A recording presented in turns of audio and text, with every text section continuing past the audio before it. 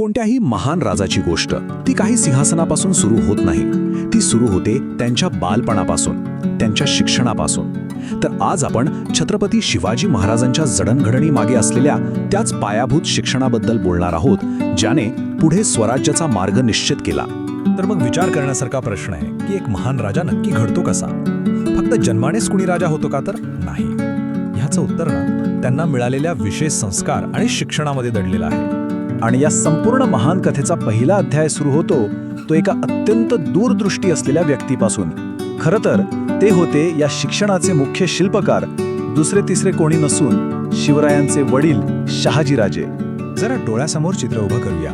शहाजीराजांचा बंगळूरचा दरबार तो फक्त एक राजकीय केंद्र नव्हता, अजिबात नाही.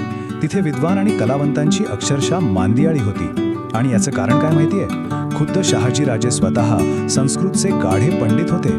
त्यांच्यामुळेच तिथे ज्ञानाचं आणि कलेचं एक असं काही वातावरण तयार झालं होतं जे खरंच अतुलनीय होतं. आणि ह्याच अशा प्रेरणादायी वातावरणामध्ये शिवराय फक्त 7 वर्षांचे होते तेव्हा शहाजीराजांनी त्यांच्यासाठी अगदी पारखून खास शिक्षकांची नेमणूक केली.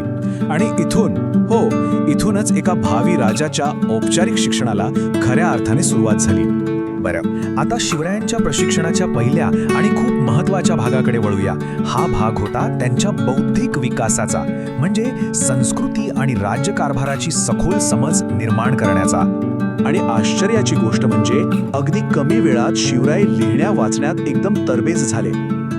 इतके तरबेज की रामायण, महाभारत आणि भागवत यांसारखे मोठमोठे ग्रंथ ते स्वतःहून वाचू लागले.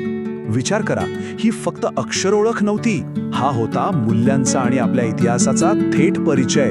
पण बघा, राजाला फक्त ज्ञानी असून कसं चालेल? तो शूरही असायला हवा, बरोबर ना?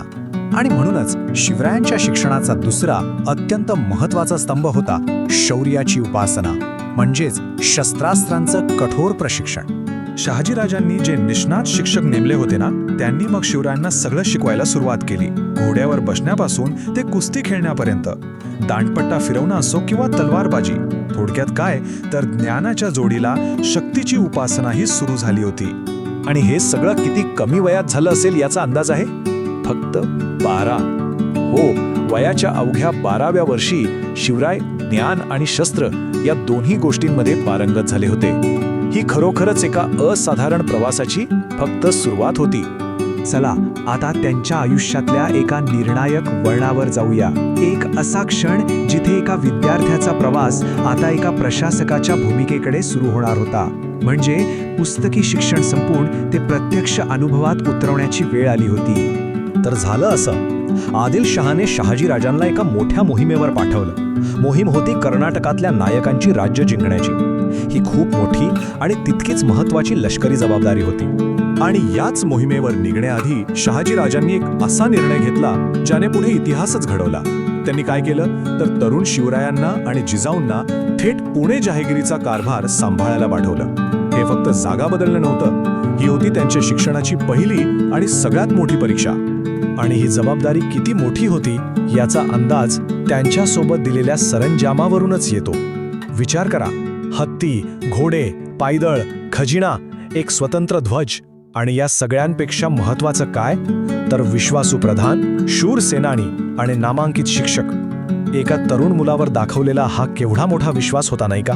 तर मग शेवटी एक प्रश्न नक्कीच उरतो, नाही का, की शहाजीराजांनी इतक्या दूरदृष्टीने दिलेल्या ज्ञान, शस्त्र आणि प्रशासनाचं हे जे काही सर्वंकष शिक्षण होतं तेच पुढे स्वराज्य स्थापनेचा भक्कम पाया ठरला असेल का?